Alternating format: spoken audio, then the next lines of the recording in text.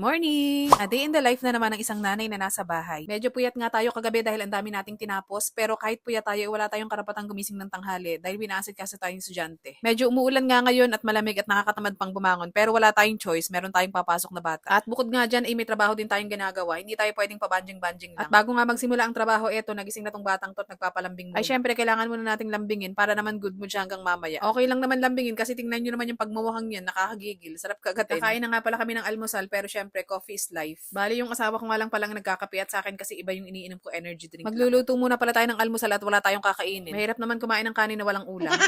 Kapag ka nasa bahay ka talaga, kabisado mo na yung gagawin mo. Kahit nga tulog ka pa at nakapikit ka, alam na alam mo na yung gagawin mo kinabukasan. Nagluto nga lang pala ako ng corned beef dito dahil talagang hindi ko na rin alam kung anong luluto ko. Sa araw-araw ba naman nakakalito na. Kahit nga ulam pa ng halian, nalilito ka na rin kung ano talagang iluluto mo. Minsan nga paulit-ulit na nakakaumay na. Fast forward, ang bilis nga ng mga pangyayari. Lumabas nga kami dyan para bumili ng bigas at nandito na nga kami sa loob ng bahay, panahon na para magsali ng bigas. At eto nga pala yung rice dispenser na ginagamit ko, pang 10 kilos nga pala yan, kaya marami-rami na rin kayo milalagay dyan. Ideal nga pala itong gamitin ng mga maliliit na pamilya dahil saktong-sakto lang sa inyo. O di ba nakapag-promote pa nga. Alam kong ilan sa inyo magtatanong kung saan ko nabili tong rack na to. Ilalagay ko na lang dyan sa comment section para hindi na kayo mahirapan maghanap. Bandang hapon na nga nito at nakaligo rin. Salamat. Sa sobrang lamig nga ng panahon, parang gusto ko na lang din talaga magwisik-wisik dyan. Kaso baka maamoy nyo ako, wag na lang. Tiisin na lang natin yung lamig. At eto na naman ang anak ko kung saan talagang inahin nandun ng manok. At hinanap ko nga pala dito yung binili kong lotion. Refill na lang yung binili ko kasi meron naman akong lagayan. Ito nga pala yung ginagamit kong lotion. Ito yung Abuni. At nakakabili nga ng refill yun ang maganda dito para mas mura-mura. O diba, napaka-utak ng babaeng yan. At ilang araw ko na nga tinitiis to, tingnan na mo, wala na lumalabas. Ayun, may konti pa. Kaya panahon na para magsalin. Pero dahil may kumakapit pa dito sa pinaka-tube niya, hataw lang.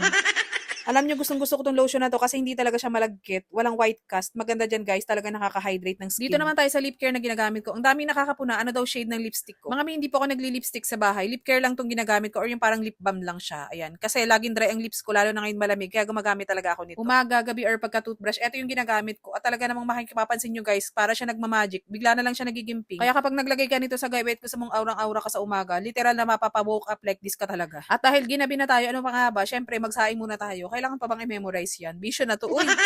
Siyempre, for the saing na naman ng person at yung mga nakikita nyo dyan, mga rice dispenser na talaga namang nagtitwinkle-twinkle yung mga mata nyo dyan, ilalagay ko yung mga link nyo sa comment section. Sa totoo lang, magtatrabaho na sana talaga ako dyan. Pero nakita ko na 5 o'clock na, ay panahon na muna para magsaing. Para naman after natin mag-shoot ng video, ikakain na naman. Uy, talaga naman, kakain na naman. Basta kainan talaga, hindi magpapahuli.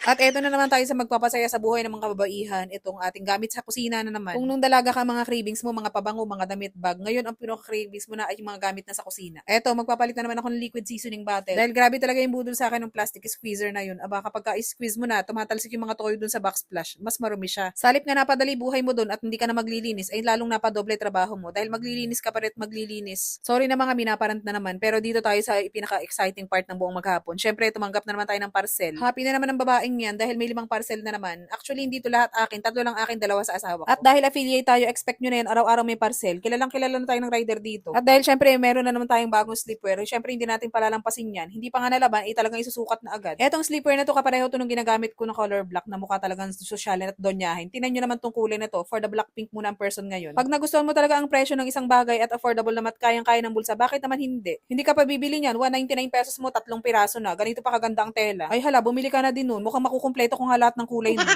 Ito naman, pampabango ng bahay na amoy kulob or pag nagluto ka nga ng tuyo sa bahay at amoy na amoy, pwedeng-pwede yan. Pwede rin pang back to zero sa sasakyan. At dahil naantala nga na tayo ni Kuya Rider, ayan, itutuloy na natin ginagawa natin. Kayo ba mga mi, kumusta ang maghapon nyo? Sana naman ay okay kayo. So paano, tatapusin ko na muna ang video na to at talagang lobat ng cellphone ko. At kung nagustuhan nyo nga tong content na to, i-follow nyo na rin ako. Thank you so much for watching. See you on my next video. Bye!